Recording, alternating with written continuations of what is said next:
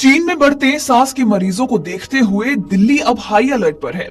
स्वास्थ्य विभाग के सभी अस्पतालों को विशेष सतर्क पर रहने के आदेश दिए गए हैं। डॉक्टरों का कहना है कि चीन में श्वास संबंधी बीमारियों के बढ़ते मामले को देखते हुए दिल्ली स्वास्थ्य सेवा महानिदेशक यानी कि DGHS डॉक्टर वंदना बग्गा ने उच्च स्तरीय बैठक की। इसमें HMPV और अन्य श्वास वायरस से संबंधित स्वास्थ्य चुनौतियों के खिलाफ तैयारियों पर चर्चा की गई। फिलहाल इसे लेकर आपातकाल तो घोषित नहीं किया गया है, लेकिन फिर भी डॉक्टर्स का कहना है कि लोग इस वायरस को लेकर सतर्क रहें। ये इन्फ्लुएंजा ए स्ट्रेन के कारण भी हो सकता है। HMPV और रेस्पिरेटरी सिनिस्टिकल वायरस स्वास्थ्य संबंधी बीमारियों को बढ़ा सकता है। तो वहीं ICMR और NCDC के आंकड़ों से ऐसा पता चलता है कि देश में श्वास वायरस नहीं बढ़ रहे हैं। तो वहीं रविवार को डॉक्टर बग्गा ने मुख्य जिला चिकित्सा अधिकारियों और राज्य कार्यक्रम अधिकारी के साथ बैठक कर निरंतर निगरानी और त्वरित प्रतिक्रिया तंत्र की आवश्यकता करने को कहा।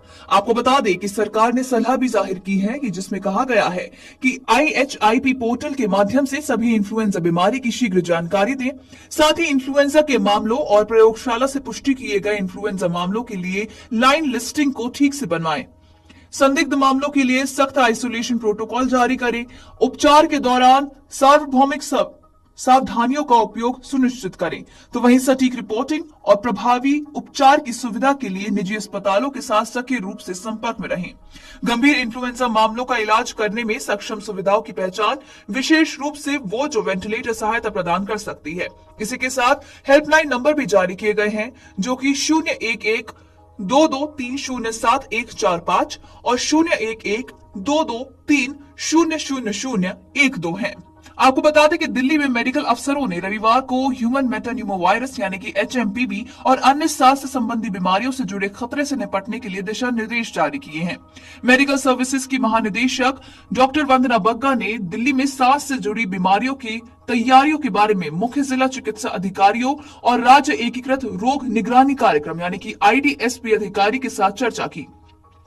सलाह के मुताबिक अस्पतालों को IHIP पोर्टल के माध्यम से इन्फ्लुएंजा जैसी बीमारी और गंभीर तीव्र श्वास संक्रमण के मामलों की रिपोर्ट करनी चाहिए। उन्हें संदिग्ध मामलों को अलग करने और मानक सुरक्षा उपायों का पालन करने के लिए भी सख्त हिदायत दी गई है। सटीक ट्रैकिंग की सुविधा के लिए SARI मामलों और प्रयोगशाला पुष्टि करने के लिए इन्फ्लुएंजा मामलों के लिए उचित दस्तावेजीकरण आवश्यकताओं की भी स्थापना की गई है।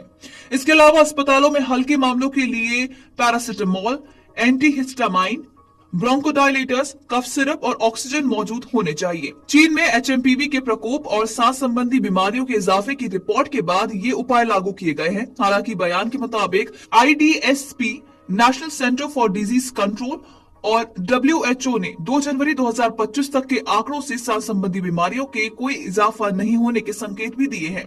इसी के साथ आपको बता दें कि HMPV को लेकर कोरोना का दौर भी लोगों को याद आने लगा है। उस दौर में वैकल्पिक या फिर भारत की प्राचीन चिकित्सा प्रणाली ने ही लोगों की काफी मदद की थी। तो क्या किसी भी विषम स्थिति में वैकल्पिक चिकित्सा प्रणाली होम्योपैथी कारगर साबित हो सकती है?